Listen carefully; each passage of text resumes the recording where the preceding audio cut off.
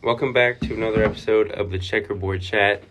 We had a week off from last week when I was sick. I had no voice, so it's good to be back this week. A lot of things going on. Basketball's wrapping up. Got postseason action starting up. So how are we doing this Monday morning? It's been a crazy 20 minutes trying to get this thing started, but here we are. Yeah, it's been a heck of a start. I feel like we say that every other week. Every week, yeah. We don't know what we're doing. Something happens every single week, but hey, we're doing it. It's one of the best months of the year. Yeah. Cannot be happier. I'd say between the four of us, we share about 3 brain cells.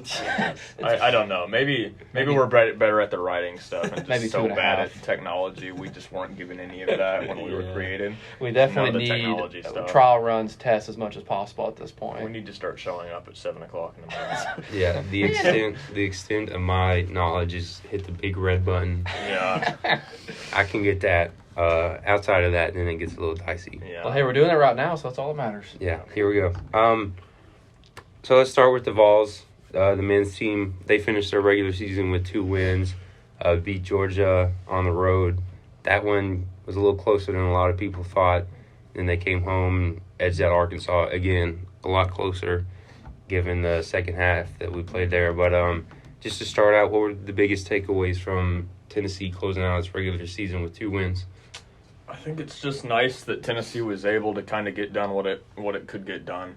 Control what you can control at that point. I feel like that's been the catchphrase of Tennessee the past couple weeks, because you got Auburn, who Tennessee needs a loss from Auburn to win a share of the regular season title to get the 1 seed, but that's just Auburn's going to do what they're going to do, but Tennessee had to take care of what they had to take care of. And even if Arkansas came back kind of in the second half, Tennessee's still getting wins in those situations, no matter if it has that little, I don't know, they almost did this, they almost did that. I mean, they still got the win. That's what's most important, especially heading into, a thing where being a 2 seed is a big deal, because that means you don't have Auburn in your region until the championship game. It means you don't have Arkansas in your region until the championship game. Really, Tennessee only has to worry about Kentucky right now being the 3 seed. Yeah. That's obviously not a good thing, but being away from two of those big opponents, that's obviously big. And then it also just kind of showed me how tough they are, really. I mean, you got it's been kind of a theme this entire year. I was waiting for it to come back and bite Tennessee, because, Arizona earlier in the year, they came back. People kind of forget that. They gave Tennessee a scare at the end. Auburn gave Tennessee a scare at the end, and obviously Arkansas gave Tennessee a scare at the end, but they were still able to pull it out. They got the plays that they needed to. Zakai got that rebound, at the end when they missed the 3, and he very well easily could have just not, because I remember rebounding was kind of an issue at the end of the game. That's what allowed Arkansas to get back into it. But I'm kind of rambling here, but just saying that their ability, I guess, to make the play when it needed to be made, no matter how they had been playing the past couple minutes, that's huge. Yeah, I should say that with that win, Tennessee finished a perfect 16-0 at Thompson Bowling Arena this season. Yeah. We knew all year that they were a vastly different team. Yeah. At home, the offense was different. They were hitting 3s, but went perfect this year. So yeah, I think that's something definitely you should be praised for. Obviously, 16-0 at home, that's an incredible mark. Obviously, the Georgia game, you couldn't gain anything from that. You won, move on. Arkansas, a lot to take away from that game. Obviously, you're up by 24, and then you can only win by 4 points. So it's just like what happened there. But like you said, people should come away with, they got the win. That's all that matters. At this point of the year, if you just keep on stacking up wins, that can only help your resume, regardless of how you do it. As long as you win, help your seed out like Tennessee did. They're now the 2 seed SEC tournament. Probably, at this point, a lock for a 3 seed in the NCAA tournament, if you ask me. If they can win the whole thing, or SEC-wise, probably be a 2 seed, or at least make a run, no question. But at this point, they get the win, 16-0 at home, like we said. An incredible mark. Just stuff to improve upon before they head to Tampa on Friday. Yeah, in my opinion, if they reach the SEC championship game, they'll be a 2 seed. No question.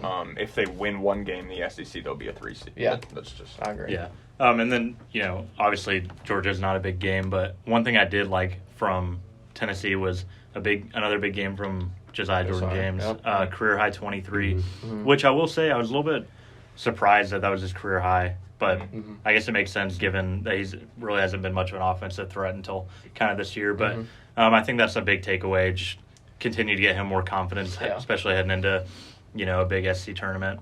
So, yeah, that's just one thing to know from a Georgia game, where there's otherwise pretty unnotable. Unnotables besides that game. Yeah. Josh is destroying this. I just hit my elbow on the wall here. I'll second what Andrew was saying about Josiah Yeah. Jordan James. He's really been, I guess, a sight for sore eyes this season, coming into the year, because Josiah's thing, I mean, we've been over it 1,000 times. His thing is, he was like the Mario character. Yeah. He's the dude that's good at everything. Yeah. He wasn't bad at anything except really shooting the ball, but even then he wasn't bad. No. Like, he has never been a bad shooter by any means. He started off on a slump a little bit, but like that doesn't mean he can't put the ball in the basket when it needed to be. And these past couple of weeks, especially after the Texas game, I feel like when he missed the three, he just like he flipped a switch. Yeah. He was like, I'm simply not missing ever again. Like I'm sick of, because you could tell he felt terrible about it. And I mean, he said all that stuff. I can't remember exactly what it was he said after the game, but unrightly so, he blamed himself. And it's like, dude, like people miss shots sometimes. Yeah, That's it just simply happens. what it is. Yeah. But he's found a new gear these past couple Like you weeks, said, and he's been exactly what Tennessee, I feel like, has needed. People talk about Brandon Huntley-Hatfield, talk about Jonas Adu coming in for Olivier Kamwa. I'd feel like he's the one that stepped up the most. Yeah. Olivier's injury, all that did was create a stepping stone for Jonas and for Brandon to be able to play at their best. But I think the takeaway from that is Josiah just completely taking over in what he needs to do on that end of the floor. Yeah, definitely. I will kind of piggyback off of you a little bit. Josiah has been incredible this run. I just kind of hate a little bit on Saturday. There were some times where they just weren't giving him the basketball. I feel like at sometimes, too, he has to create a lot more than Chandler, Vescovy, a couple other guys. They don't really run enough through Josiah. I'm just like, he's one of your more consistent players right now, especially like you saw 23 on Georgia. But then on Saturday, there were times like his mid-range game is unbelievable at this point. He just makes some of the more tougher shots I've ever seen. I was just kind of going back off that second half. When Tennessee, Brandon Hatfield had that dunk, I think there was about 6-7 minutes left. I don't think they made a field goal the rest of the game. So like they didn't run their offense. I don't know what happened between them. They definitely took just kind of stopped playing a little bit. I don't know why. They scored 71.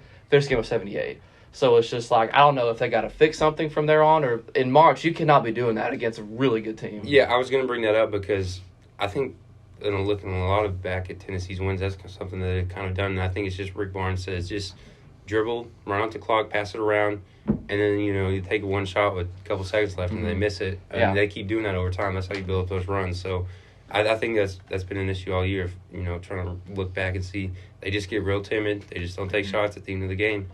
Yeah, I mean, almost speaking to what you just said about them being timid, and kind of going back to what we were talking about with Josiah, I'm going to pose a question. Do you guys think, I mean, we were talking about it a little bit at the beginning of the year, but do you think there's a dude on this team that you can just give the ball to and be like, hey, go score, like Admiral in 2019, like Grant in 2019?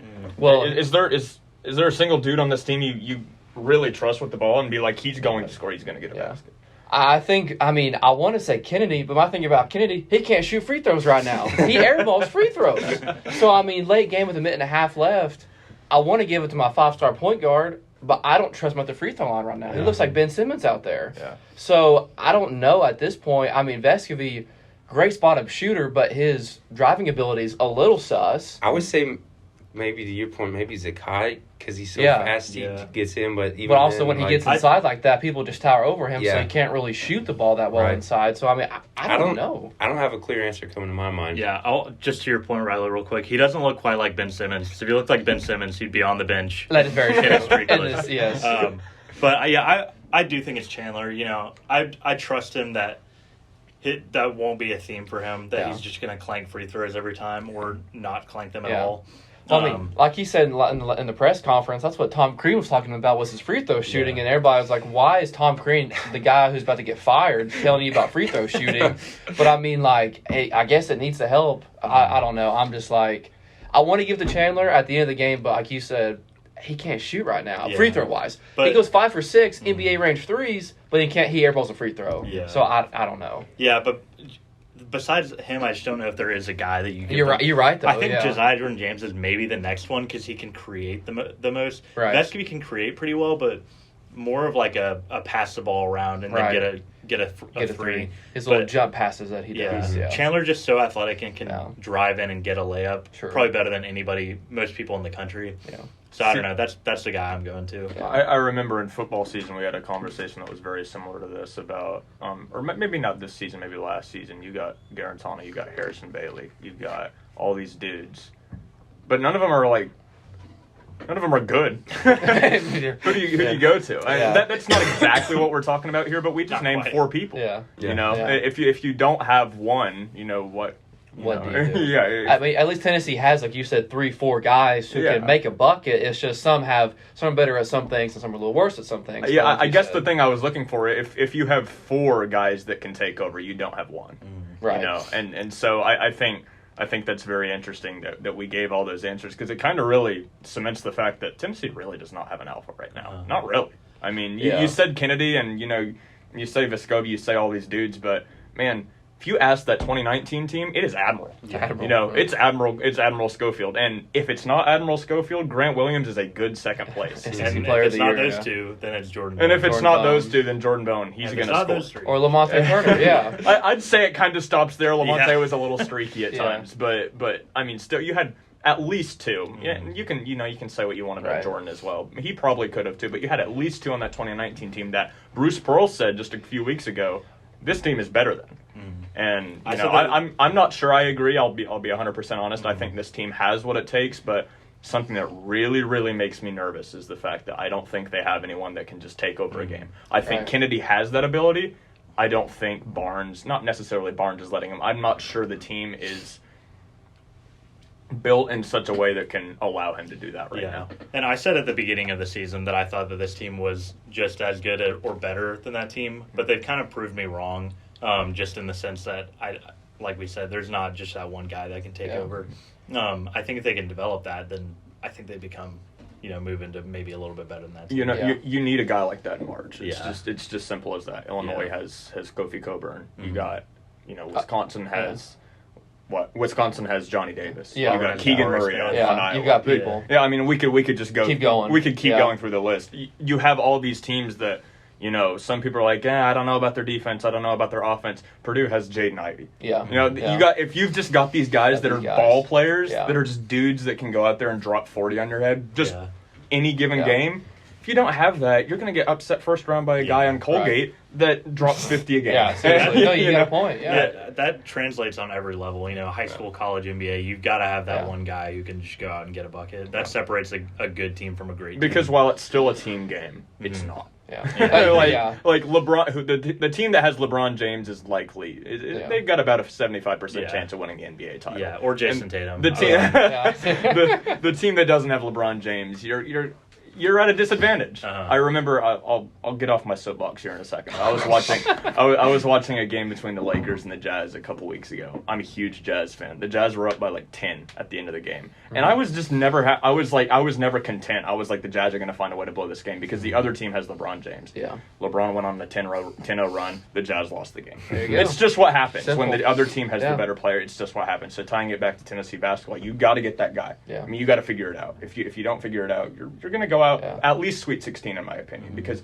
you're going to meet opponents that just have better players. I mean, this team has the potential. They have the depth to go Sweet 16, Elite 8. They do. They're touching Final Four, no question. I think kind of going back to 2019 team, this current team, I would say, has better guard play. But what concerns me about this team moving forward is the inside play. It's just so inconsistent. Gave up 16 offensive rebounds to Arkansas. I would love to have a good inside presence with these guards, because imagine if they could make consistent layups, because there was time and time again on Saturday they just didn't make the easy layups. Adu, Huntley Hatfield, Folke, I think, had 1 rebound on Saturday again. So it's just like the guards can take you that far, and I will agree with you. Guard play is so important in March. It is, yeah. But inside play at another end, like you said, Kofi Coburn, a lot of these guys, Tennessee doesn't have that dominant inside guy that most teams do. Yeah, and I don't know. You don't want to criticize the team that much, but do you think a big reason is because these guys weren't getting much playing time early in the year?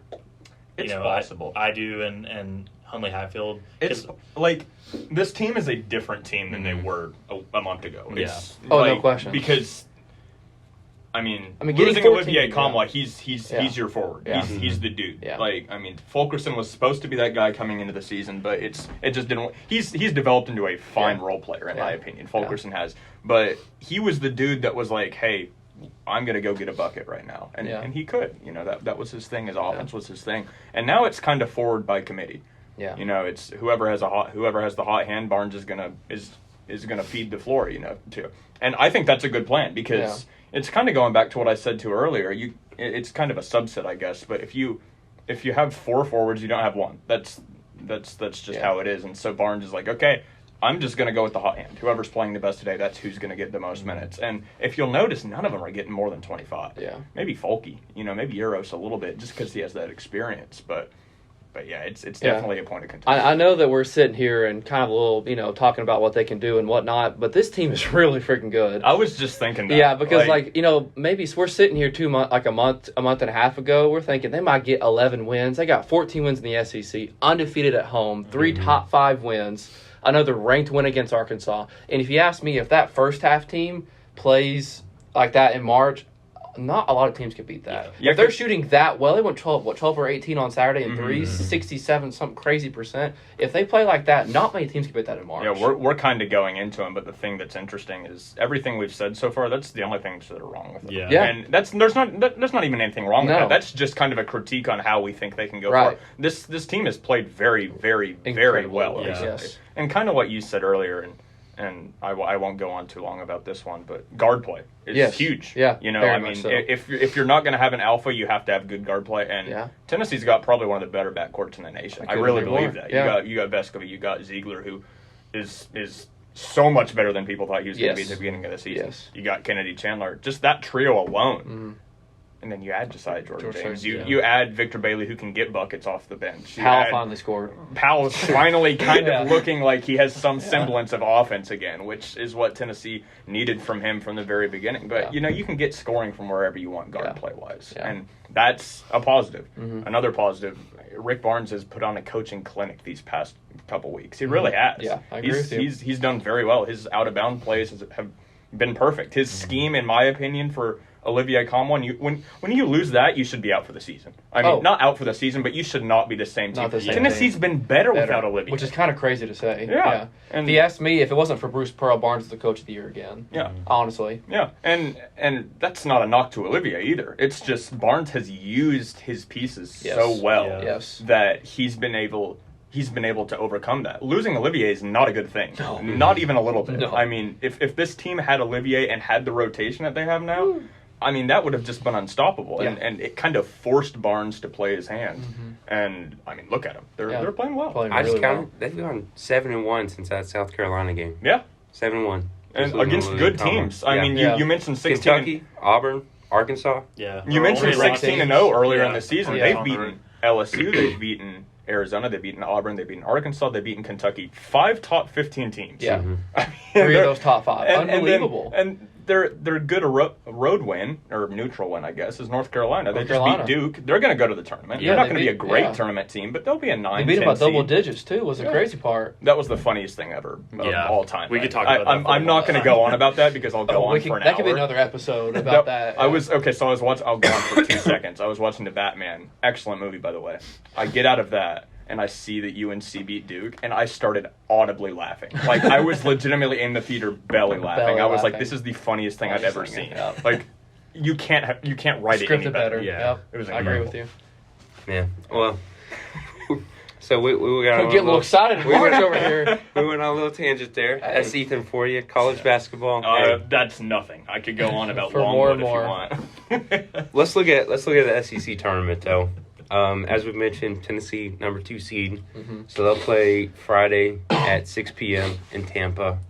Again, Tampa's a weird place in my opinion for the SEC I hate tournament. it so much. But No one's going to be there. I'm just being honest, minus you guys. yeah, we'll be the only 2 people in there. Well, I forgot to mention one stat. Ethan's 17-1 when he covers Tennessee, so you need to go to everywhere. We're paying for you guys to go to the Final Four. That's not totally correct because I was not at Arizona. I was not at that one. Okay, I wasn't at Presbyterian. I was at Arizona. You were at Arizona.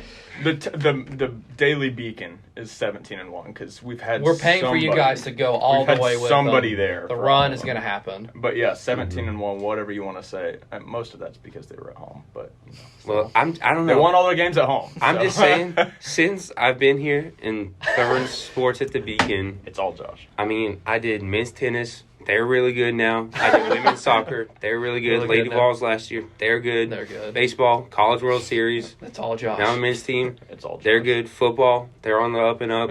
I was about to say, where are you going with that one? I mean, look. They had that 5-star. They had that 5-star quarterback. Yeah. And, I am a leader. I'm just saying, when I graduate next December, it is going to be a sad day. Don't be surprised if it topples down. If literally every program just falls to the bottom. To the bottom with Josh. We know why. Yep. Yeah, all right. That's it. Sorry to get sidetracked again. Tennessee, they'll play the winner of South Carolina and Mississippi State. As we mentioned, Kentucky's a team in their bracket. Mm-hmm. That's going to be tough because it's not Kentucky in Thompson Bowling Arena. It's Kentucky at a neutral site in Tampa. We'll see how that transfers over, but just what's the outlook on the SEC tournament right now? I know we kind of got into that a little bit, but so they honestly have a pretty easy path except for Kentucky. Yeah, Kentucky literally. is the only because I don't know. I said it a little bit earlier, and I feel like I came off the wrong way by saying you don't want Auburn and Arkansas. That's true, but if you have to play someone in the championship game, it's Auburn. Yeah. You want to play Auburn because I wouldn't want to play Arkansas again. Me personally, I think they're the better team than Auburn right now. I think Auburn's kind of struggling. Yeah, I would want to. I mean, and what's likely going to happen is it'll be Auburn. If Tennessee can beat Kentucky, it'll probably be Auburn. Yeah. And that's an easy way. That's an easy path in my opinion. If you Yeah. can get past Kentucky in that semifinal, that's going to be the hard thing. Now, first round quarterfinals on Friday, that'll be one of Mississippi State or South Carolina. Mm-hmm. South Carolina is the lower ranked team, but in my opinion, they're the team that Tennessee wants to face. South Carolina is actually number 7. Yeah. They're that's what I meant. South Carolina is the lower ranked team of the two. The better ranked team. the better ranked team. That's what I meant. Yeah. I meant lower as weird. closer to That's one. closer to 1. Yes. I feel like people will get what I'm saying, but Yes. South Carolina, That was the only I'll one say that better. did. South Carolina is the better ranked team, and in my opinion, South Carolina is the team that Tennessee wants to play Agreed. because I think Mississippi State is a better team. Everyone between 5 and 10 was within one place of each other, Yes. like within one game of each other anyway. So it just kind of shaped out that way because of reasons. I think they might have both finished the same record. I'm not 100% sure. If not, they were within one game. But I think Mississippi State is the better team. Get off my soapbox a little bit. I think Mississippi State is the better team, so Tennessee probably wants to draw South Carolina. I think Tennessee would beat either of those teams. Yes. Anyway. I was just about to ask, do you think Tennessee would overlook, I mean, obviously Kentucky, Auburn, Arkansas, those are big names. Do you think Tennessee might potentially overlook a first-round matchup? I don't think they would, personally. They know South Carolina is coming in, not like hot, but they've been playing really well last couple of months, ever since they played them back in, January and beat them by 25. Yeah. So it'll be a tough matchup, but I don't think they'll overlook them. They know what's in front of them. They know if they just play what they've been doing, exactly how they've been doing, they'll be fine. But I will say, the good thing with Tennessee, they're not playing LSU, Alabama, or even Florida at this point in the quarterfinal matchup because Florida needs wins for the tournament. Mm-hmm. Now, I will say Alabama, last time they played them, no Chandler or Folke, but Alabama's still a very good team. LSU is LSU, one of the best defensive teams in the country, has problems. So the fact they're getting either Carolina or Mississippi State, great matchups. I'll go off what Ethan said. Mississippi State is probably a better team, but South Carolina is playing better. So kind of going off of that, I think they'll be just fine to get to the semifinals, and if they can just at least do that, it'll be a successful run until you play Kentucky or an Auburn potentially. So you get to your Final Four in that, it'll be fine. I think they'll be easily to do that. Yeah, and we're saying this like it's set in stone. Tennessee will play Kentucky. Kentucky could lose to Alabama, probably not. There's a bracket there. Probably not Vanderbilt or Georgia, if I had to guess. No. Kentucky could lose to Scottie Pippen can get pretty hot. Yeah, You that's never true. know. I will say Alabama is a dark horse in my opinion. Yeah. They are the weirdest team in college They basketball. just lost on Saturday. I LSU. don't understand. I've had a joke running all year that I don't understand about Alabama basketball, and it's getting to the point where I don't think it's a joke anymore. Like they're so strange. They beat Gonzaga, they beat Houston, and they lost to who was it? It was like Davidson. Davidson. They lost to Davidson. They lost to like 2 mid majors. Yeah. Just randomly Weirdest- out of nowhere, and then they beat Gonzaga. They beat They've had a tough schedule. They've beat really good teams, though, and they've lost to really bad teams. I was going to say, they arguably have the best win in college basketball and some of the worst losses. Yeah, I mean, apart from maybe Rutgers, I think Rutgers they lost to, like, Louisiana, and they beat, like... we could go. I'm getting sidetracked. Alabama could beat Kentucky, is what I'm trying to say. They absolutely could. I don't think they will. But they could. They absolutely could. Yes. They absolutely could. Like LSU, I don't think LSU could beat Kentucky if they were playing them. I don't think Vanderbilt or Georgia, I don't think they could beat Kentucky. No. But Alabama absolutely could. Definitely. And Tennessee playing Alabama, in my opinion, that's No not good. Yeah. Because Tennessee can't seem to beat Alabama in anything. Right. So I don't know. I mean, we're gonna sit here and keep talking about it, but I think Kentucky's really the game that you have to like. If you can beat Kentucky, in my opinion, you're good. Yeah, and I think it gets complicated once you've played a team twice, and now you're playing them for the third time. Mm-hmm. So that's why I think if they do get past Kentucky, I think I'd rather see Auburn especially because Tennessee just beat Arkansas. They're gonna be thinking about it. Yeah, they're Tennessee's got the target on their back. So. Yeah, I think you would much rather see Auburn in that championship game, which is weird because I don't think you would have said that 3-4 weeks ago. No, I agree with you. I'm not high on Auburn. I'll be honest. I don't like. I could talk about Auburn for a long time. Yeah. Like Jabari Smith is a dog. Walker Kessler is a dog. That's it. Bruce Pearl, dude. In my opinion, that's it. I mean, kind of agree with you. Wendell guards, Green, dude. He's got to stop. He's got to stop shoot this. them at the gym. He's got to stop this Jordan Clarkson stuff. I agree with you. Like he's putting up 20 shots a game in the worst situations. Just I saw him almost single-handedly lose the Mississippi State game. Mississippi State handed Auburn the win. Yes. And they were still trying their best to lose. Yes. I don't know what Wendell Green was doing in the last minutes of that game. And that's just kind of a microcosm of how he's played the entire season. KD Johnson, not on that level, but very similar. Very close. They just don't have good guard play right now. And like we were saying earlier, you have to have good guard Tennessee play has it. to get far in the tournament. Tennessee has it. I don't think Auburn does. Auburn has the best player in the country, maybe top 5. Jabari Smith is amazing. Oscar Tshiebwe is probably my number 1. But Jabari Smith is amazing. Walker Kessler, incredible. Their front court is probably the best in the nation, duo in the nation. They don't have a guard, in my opinion. I don't think Wendell Green's going to get them there. I don't think KD Johnson's going to get them there. I don't think they're good enough. Yeah, and they've been exposed multiple times now, so. And they can't play on the road. Yeah, clearly. I mean, Georgia just about beat them on the road. They've got in Rocky IV when Rocky finally makes Drago bleed a little bit. That's kind of Auburn. Yeah, recently, yeah. Except Tennessee's beat them, so I guess I don't know how that. But like y'all said, Auburn's been kind of sus lately. They've been like squeaking by minus home games. So it's just like, are they going to carry that into neutral site games? Like you said, the guard play to me is just like super sus. They shoot him out the gym. I did it against Tennessee. Yeah. So but honestly though, I saw Jabari Smith Kessler only had 6 points, 5 boards against UT. So you shut him down, it's a no contest. So Jabari's going to do his Jabari things. But their guard play gets them out of the gym, and Tennessee has that. That's the difference maker to me. Vescovy, Chandler, Ziegler, all those guys play so much better than Auburn's guards. One note before we move on, I've noticed, and this might just be me being insane, but I've noticed 2019 Auburn and 2022 Tennessee, they're the same team. Yeah. I mean, they start out the season not great. Okay, not great. Yeah. And then they just get hot and they go to the... What was it? In 2019, they go to the Final Four? Yeah, that was Final Four. Auburn did? Yes. Yeah. I'm not saying Tennessee's going to the Final Four, but it's eerily similar how they're playing. And the thing is, from that season, Tennessee and Auburn, they're also switching. Like 2019 Tennessee and 2022 Auburn, they're also switching because that's when kind of Tennessee kind of trickled off a little bit. Auburn's starting to do that exact same thing. I don't know. I might just be insane, but I've found... You got some good points. Because that Auburn team came out of absolutely nowhere. Their guard play was unreal. And this Tennessee team is kind of starting... Because, I mean, you can't play on the road. You don't have a good road win except for North Carolina. And you're just not playing very well. But you get hot at the end. Like Josh said a little while ago, they've won like 7 of their last 8. Something like that. So... Who knows? They're playing really well right now, and I'm just saying history's kind of repeating itself. We'll see if they go to the Final Four. You guys heard it here first. Ethan Stone predicting Tennessee's going to the Final Four. Final Four. I mean, that very loose equation. Tennessee is playing 2019 Auburn and will therefore go to the Final Four. Go to the Final Four. Yeah. Well, hey, if they do, you know the drill. ET Daily. There it is. Full coverage. I want to go viral if that happens. Yeah. Well, we will definitely be covering Tennessee's run in the SEC tournament next weekend. I'm looking forward to that. Mm-hmm. Should be good, regardless of what happens. So let's talk a little bit of women's hoops now. Lady Vols, they're a week ahead. They just had their SEC tournament run. I don't remember their seed. You'll have to help me out on that. There were a 3. 3 There were seed? 3 seed, That's yes. right.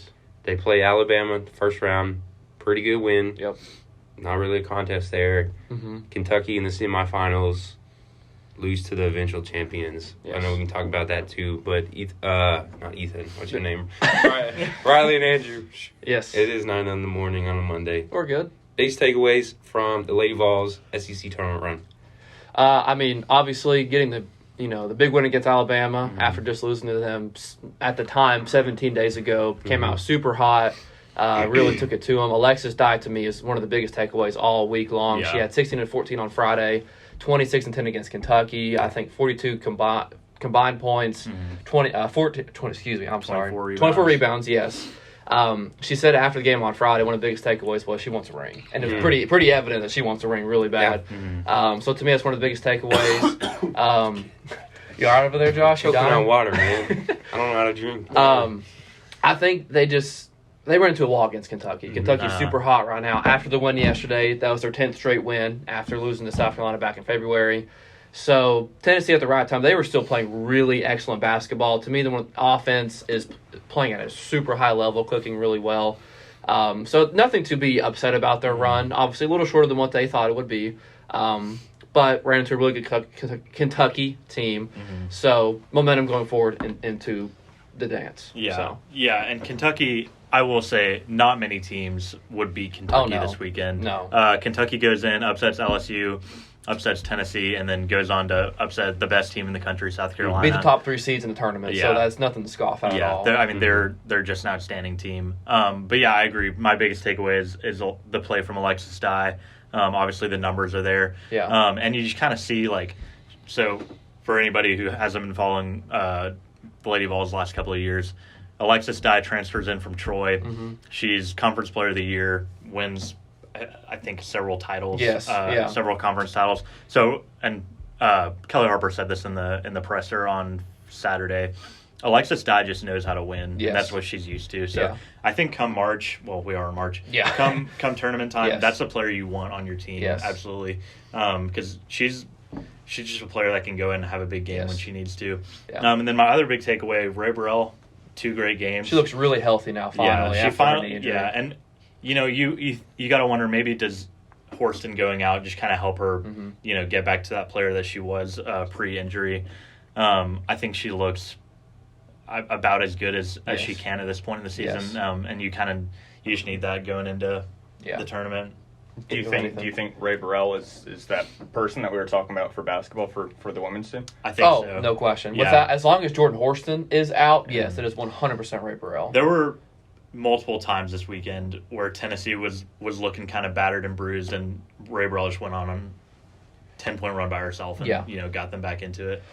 This to me is one of the first times she's looked like her normal top WNBA prospect self. Yeah. Ever since her injury back in November, she's been on the path to getting fully healthy and being more confident and driving abilities. I could tell it sometimes looked a little complacent, a little nervous, kind of driving to the hole.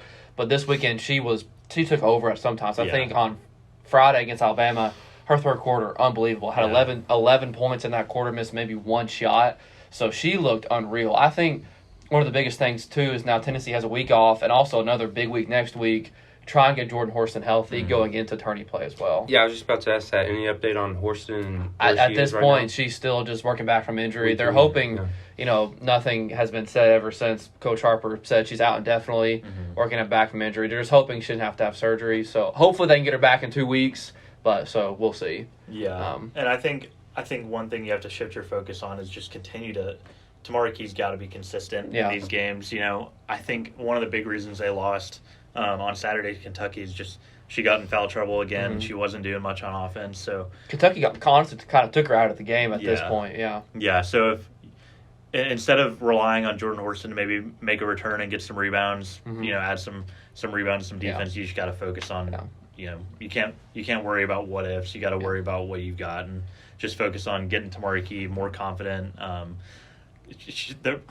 most of the season she didn't struggle with foul trouble. No. She seems to be back into that now, Yeah. where she's picking up 3 fouls before the third quarter. Yeah. And that torches Tennessee defensively. Is Go that ahead. a mental thing for her? Look, we mentioned Kenny Chandler making Yeah, 3 I pointers. mean- That's all mental. Or is that just maybe the refs not letting her play and Well, the block thing, like she can? I or- will say there Yeah. are several times the refs had some very questionable calls. A couple on offense where she is just bigger than everybody, and Yeah. she's just overpowering them, but they still call a foul, which to me is very ticky-tack. There are a couple of times and a couple of blocks that were called fouls that were also not the greatest calls. So sadly, I think the refs, I wouldn't say punish her for being too big, but it feels like sometimes Yeah. they do. And that's just a thing throughout women's basketball, in Which I general. hate so it's- much. It's horrible. The refs have got to fix that. The refs at some points don't think women can make that kind of play, but they can. Which to me is Honestly. really frustrating. Yeah. Because they are just as much as athletes as men are and can make that play, or if not better. So it's just like, don't punish them for being a good athlete or being taller than them.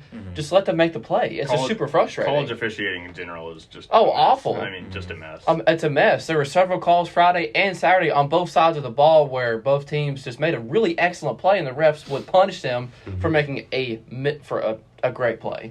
So Yeah. it was super frustrating to watch. Yeah, and to Tamariki's credit, gets a single season block record. I'll give her Such that, a huge yeah. passing Candace Parker. So Kelly props to Kane her. for the single season. She's Yeah. about to pass Candace. That will Yeah, happen yeah, at some that's point. right. Yeah.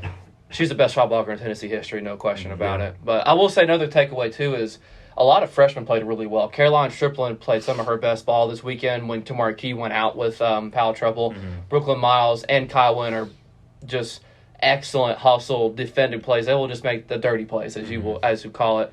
So I think going forward, a lot of great takeaways from Nashville. Yeah. So I think they definitely got some confidence. I agree. And Jordan Horson getting back to me is one of the more ultimate. If they get her back, they're a dangerous team in March. If you ask me, I think they'll get a 3. I think they can get a 3 seed, 3 or 4 seed. They'll host through the Sweet 16. Yeah. If they're fully healthy, I think they're a very, very dangerous team. Yeah, if you I ask think me. I would say they've almost locked up a 3 seed at this I agree. point. I agree. I think they were borderline 4, like 5, but since they've been playing well late season, got a win SEC tournament wise, I think they're a 3 seed, no question. So, yeah, this is going to be my next question. What's their outlook right now? Because you mentioned they got a week off.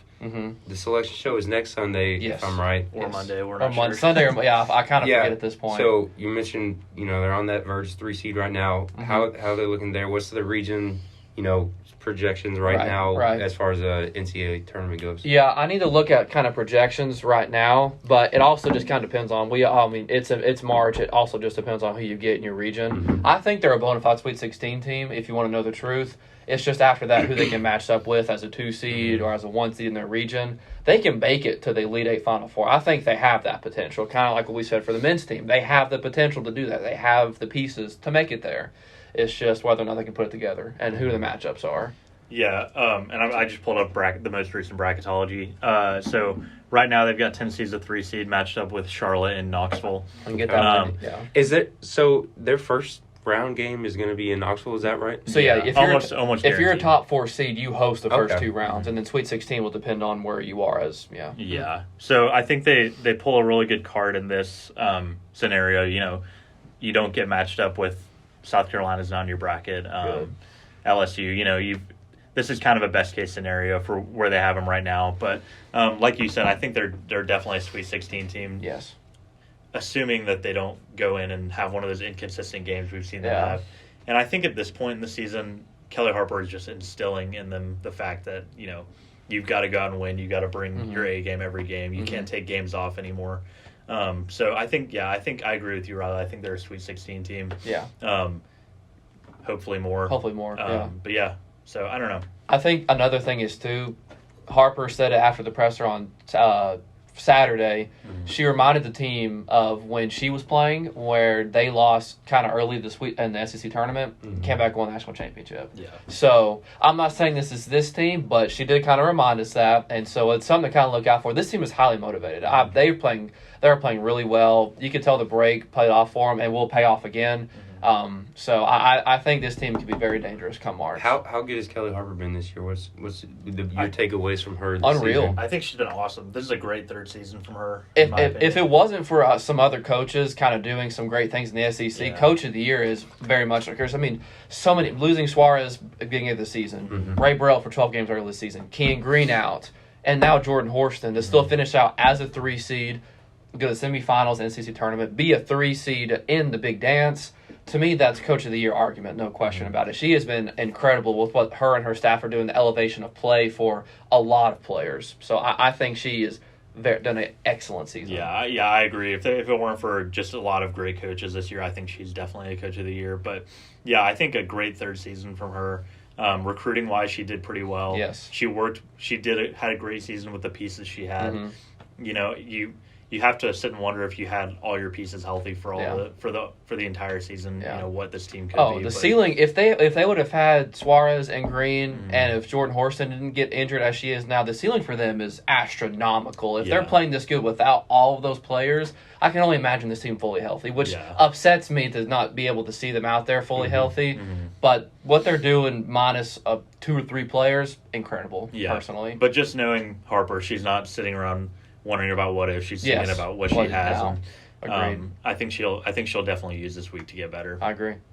Did you have a question? I was just gonna say, being a 3, and it's kind of backtracking a little bit. Being a 3 seed is a massive, massive advantage over being a 4 seed. I agree. You just have to think about it. If you're a 4 seed, you play a 13 in the first round. You meet the 5, who's similar to you, really. Yes. See, there's a slight difference between the 5 and the 6, in my opinion. 6, in my opinion, I think there's a bit of a drop off after 5. After 5. It also, if you're a 3 seed, means you don't have to meet the 1 seed for a while. Until the Elite Eight, And especially in women's college basketball, I feel like there's a pretty big drop off from about 3, I'd say. From about 3 down. The number 3 team anyway, not a number 3 seed. Right. But it provides a good run to the Sweet 16 at the very least, because you got that first round game against most likely a gimme. Let's be honest. Yes. And then you got a 6 seed who, like I just said earlier, is a little bit of a drop off from a 5. Now, if you're a 4, you'd be talking, your first round game, a 5 seed, and then probably a 1 seed. A 1 seed, and then you're probably going to lose there, to be totally 16, honest. But you could play around with a 2 seed, in my opinion, if you're a 3. And so that's. Hopefully they'll be able to stay there even after losing to Kentucky, and obviously Kentucky's hot, and the committee's going to take that into account right now. Definitely. But it's going to be very big if they can stay on that 3 line, even if they're the last of the 3s, even if they're number 12 in the country, around that range. It'll be very big if they can keep there and not drop to a 4. I agree. Who was did you happen to see who the 6 seed was in that region? The 6 seed was Ohio State in that region. That's very winnable. So the path to the Sweet 16, if you're like you said a 3 seed, is very, very much a good path for them. And who were like the 2 and the 1 seeds in that region? So the 1 seed in that region is NC State. 2 is who just Iowa won the State. SEC tournament yesterday. 2 is Iowa State, who I think Tennessee is a similar team. Similar to Iowa State, definitely. So the path is there. I mean, they can easily make it all the way to the Elite Eight, no question, if you ask me. So number 4 is Indiana, who is getting hot right now. So that'd be a tough game. I have seen, but they don't meet them to the Elite Eight. So I mean, path, like we just said, is very much there. So I'm excited to see him play in a couple of weeks. Yeah. Too. Well, you know the drill. There it UTDbeacon.com, is. full coverage. I'm going to say it every time. Go read our website. There's a lot of good stories there. Again, it's going to be a light week for women's basketball this week, but once tournament time starts, we'll have everything covered. Yeah, real quick, forgot to mention Ryan Howard is a dog. Yeah, she is. You can't, like we said, there's not many things you can do to stop her. So I mean, they did all they could on Saturday. Yeah. You got the stats here: 24 points in their win over Kentucky. She had 33 over South Carolina, or 33 in the game before Tennessee. That seems good. That's very good. Yeah, might be kind speaking of best player in the country. Yeah, that's her right there. Just shout out Kentucky again for taking down South Carolina. That was awesome. Yeah, if any Kentucky women's basketball players are listening to this pod, I know you are. Awesome. Good stuff. Yeah. Former Lady Vols, Kyra Elsie getting the SEC championship win. So props to her and Kentucky for being the best team in the country. So, that's just a good sports story. That's why you watch it. On the way out, let's talk some baseball. Tennessee traveled to Houston. The Shriners Hospitals for Children College Classic. I was saying that. I know. It is. It's for a good cause. They're raising money for a hospital, but it has been a lot to say and type out. But it's over now. But anyway, they had a good weekend in Houston. They went 2-1 there. They played number 1 Texas. Lost that game on Friday night, but bounced back with a couple of good wins. I don't know how much you got to watch. I'll just give some of my takeaways. The first thing I want to talk about is, again, we mentioned Tennessee's pitching staff questions, but they look darn good this weekend between freshman Chase Burns on Friday night and the freshman Drew Beam on Sunday. Those two were very, very good. Of course, Chase Burns got the live arm against number 1 Texas. He went 5 innings. He was very good. I think he just had the 1 earned run there, and Vitello took him out. He is at 81 pitches through 5 innings, and afterwards he said, that was a mistake. I should have let him go because they take him out. Camden Sewell comes in, doesn't have a good outing. Texas jumps all over UT's bullpen and runs away with that game. But Chase Burns was so good. Of course, he's got the live arm. He's throwing fastballs. He was striking guys out. Very good there. Drew Beam went under the radar. Of course, you got a top prospect like Chase Burns. You got Chase Dollander coming in, transfer. So Drew Beam goes under the radar. But he was very good. He was very good against Oklahoma on Sunday. He was a former quarterback in high school. So he has a mental part down as far as knowing how to pitch, knowing the game. He doesn't quite have the arm. He's sitting in the low 90s, but he knows how to pitch. He's got control. And I think he established himself that he's just as good. He's in that conversation. And once we have Blake Tidwell coming back, you have Seth Halverson coming back from injury. Of course, that's going to be sometime in April. You don't really know exactly when they're going to be ramped up all the way. It's going to take some time. But Tennessee's got 5 legit options as their starters, and that is a great problem to have. So I think they definitely have answered any questions about their bullpen. I think there were a lot of doubts coming in, maybe even by their own team. Who's gonna be our closer? Who's gonna come in and make big plays? I think they definitely answered all those questions, and I think these games have been a great learning opportunity for these freshmen. And they've obviously haven't had a tough transition period as far as Chase Burns and Dollander, who's obviously not a freshman, but is transitioning a little bit.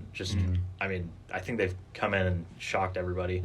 I think my biggest takeaway, I feel like, from the weekend is just that they're not a fraud. They belong at the very least. Baylor and Oklahoma aren't exactly the top of the Big 12, but they're decent teams. They're a step above Georgia Southern and Iona, I feel like, or in that ballpark. Anybody's over Iona. I think between the 4 of us, I think Carnes High School could probably give Iona a run, for their money. But you know what I mean. They're beating decent teams. They played with Texas 4 or 5 innings while Chase Burns was still pitching, and like Josh said, Vitello even said himself, he was like, man, if I had kept Chase Burns in, that might have been a different ballgame. Yeah. And now, eventually, he's not going to pitch the whole time, obviously. Eventually, Sewell would have had to come in. Eventually, somebody else would have had to come in relief, probably around 7, 8, something like that. Yeah.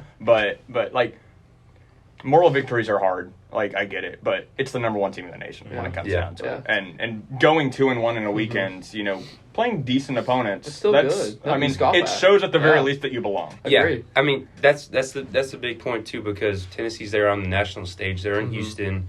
They're playing in Minute Maid Park, home of the Houston Astros. National television. They got for the tournament there, so everyone's watching that.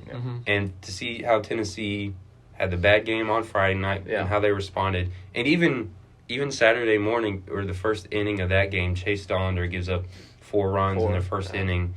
But after that, I think that they outscored Baylor and Oklahoma after that first inning 18-1 the rest of the game. Yeah. So even Dollander himself, I think he pitched 3 innings, so he had 2 bounce-back innings. Yeah. Bullpen was great the rest of the weekend. Yeah. Tennessee's lineup, they said, we can respond to adversity. I think one thing, too, I couldn't keep up with it that much, but when I was trying to, these guys mash. Yeah. They can rake the baseball. Jordan Beck's homer yesterday, one of the more beautiful things I've ever seen in my life. I think it cleared the train. Yeah. The fact that the argument is that you play in a small field and can't hit homers, well, that's not true. Yeah. I think also, I don't mean to cut you off. You're good. I don't know if it was Drew Gilbert or Beck, one of the two. They were hitting, especially against Texas, they were hitting just That's warning what I'm track saying, yeah, the just entire right there. game. Yeah, that They was- couldn't quite get it. That was there. Jordan Beck all Yeah, weekend, and he had the home run. That was his biggest hit, but he was just hitting warning track after Yeah. warning Yeah. track, hard contact So, I mean, every yeah. single time.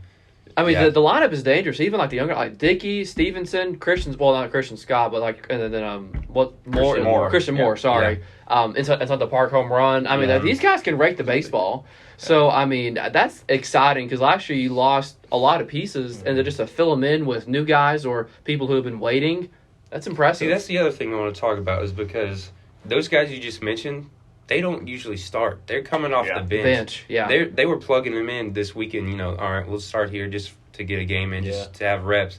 They were all producing. All those guys, Seth Stevenson, Christian Scott, who I think he had a home run over the weekend too, and Christian Moore. Jared Dickey, who's coming, he's DHing a lot. He can flat out hit too. Yeah. All those guys, Tennessee proves they got a deep rotation, but they got a lineup that's just as deep too. Yes. And you got Trey Lipscomb and Jarrell Ortega who started hot.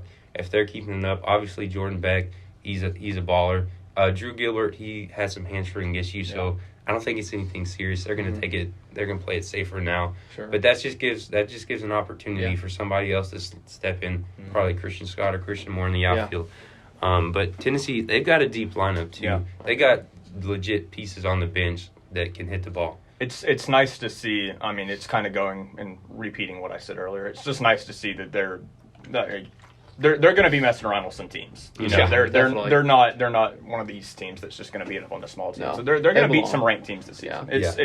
It's like if you got Chase Burns pitching like that, and you know, I'll kind of go back to what you said. You know, he lets that home run go to a guy that's not a home run hitter, by the way. Mm-hmm. Lets that home run go. You know, bad spot and Just one mistake, and he's on like his 70th pitch, and he strikes out the next two guys like it's nothing. Yeah. And you know, that shows maturity at the very least. That shows, you know, even if he's that late in the strike count, he's like, okay, I'm going to get the job done. I'm going to get out of the inning at the very least. And then, you know, Vitello said he should have kept him in, but that's neither here nor there. When it comes down to it, it's the number one team in the nation. You're probably going to lose anyway. Let's be 100% honest. It's hard to you know, look at that, and you just never know what happens. If you leave him in, maybe Texas jumps on Chase Burns in the next inning. So and then that just plummets his morale at that point. Yeah. You know, it's not fun giving up home runs. So. I mean, I think coming in the weekend, people expected a 2-1 weekend, and they got that. So, I mean, people realistically were like, on paper, Texas was a better team, and they ended up winning, which is expected. Pretty difficult to be upset. You come back, you know, kind of for the first time all season, face some adversity. You lost to Texas, down 4-0 against Baylor. You come back and beat them 10-5, and then smash Oklahoma yesterday. So there's plenty of – they came out of their high motivation, really high, heading into final week of non-conference play at South Carolina next weekend. So like as you mentioned, Tennessee plays James Madison this week and Rhode Island this weekend. Again, that should be 5 wins there. So not much going on before SEC play, but that's next weekend. I had another point I was going to make. I can't remember what it was going to be. So I'll just say, it was so good to watch baseball this weekend, and it was in a major league park. Yeah, and almost might be the only time this season. Yeah, that's what I was about to say. It almost gave me the impression that baseball was back. The Major League Baseball is back, but I can't remember my last point, so I guess we'll just end it here on that note. But again, UTWBeacon.com, full coverage of the baseball team. We'll have to figure out someone to get covered this weekend. Yeah. But real quick, softball went 5-0 this weekend, too. That's So true. shout out Lady That's Vols true. softball. So Tennis they're team's killing it. Yeah. A lot of good stuff happening. Very We said good it stuff. before. Sports are thriving on Tennessee's campus right now. Agreed. I mean, Intramural's about to Tennessee start football. What was that picture of Heupel with The Mercedes? He was in a Mercedes with the 5-star guy from quarterback. I can't say his name, so I'm not even going to try. It's Nico. Nico. I know who it is. I just don't know how to pronounce his last name, so I'm not He going to is bother. really one that guy. He's good. If you look up his highlights, he's good. That's why Heupel wants him that badly. He's very good. Yep. Agreed. And you know, at the basketball game, they were chanting his name and stuff like that. He seems like he's into it. He really does, and you just never know. Yep. But the football team had a couple other commits this weekend. Too. yeah, they Georgia did. Tech, They had a DB. defensive back from Georgia Tech. They got a wide receiver, Spillman, from I can't remember where he's from, Yeah, but they got 2023. a 3-star wide receiver commit. I mean, like you said, sports are on the rise. Tennessee football's on the rise, especially if they can get a 5-star quarterback, the guy of the future. They already got good guys right now. Yeah. So. I think we should shout out also the Vols at the NFL Combine. Yeah. Was it Alontae Taylor who ran Valus. 4.3? Valus ran 4.31. 4.31. Yeah. His draft stock is now rising. It's one of the highest. Huge. One of the highest on the day for wide receivers. It wasn't. I think it highest. was, I think it was top three. second It or was third. Yeah. It was 2, 3, 4, something around those lines. But then Alante, I think, ran a 4.41 yesterday, Mm-hmm. so still a really good number. I don't know if Cade and Matt ran one that was really good for an offensive lineman, but I Right, can't yeah. remember what it was. It was like really Yeah. fast for an Yeah. offensive lineman, though. I think going into it, Cade was obviously the best prospect out of the four that went, but then now Bayless is just rising. Yeah, he Alante had a had a good great weekend, and Butler, of course, he obviously didn't have the numbers as some of those guys did, but just his work ethic and production up front is just making him a really high prospect. So these guys should go decently high in the draft, if you ask me. So we'll see. Yeah. Well, we'll end it here. As always, everything covered, utdailbeacon.com, as we go to the big weekend of basketball. But we'll see you next week See ya. after the SEC Push and tournament. P.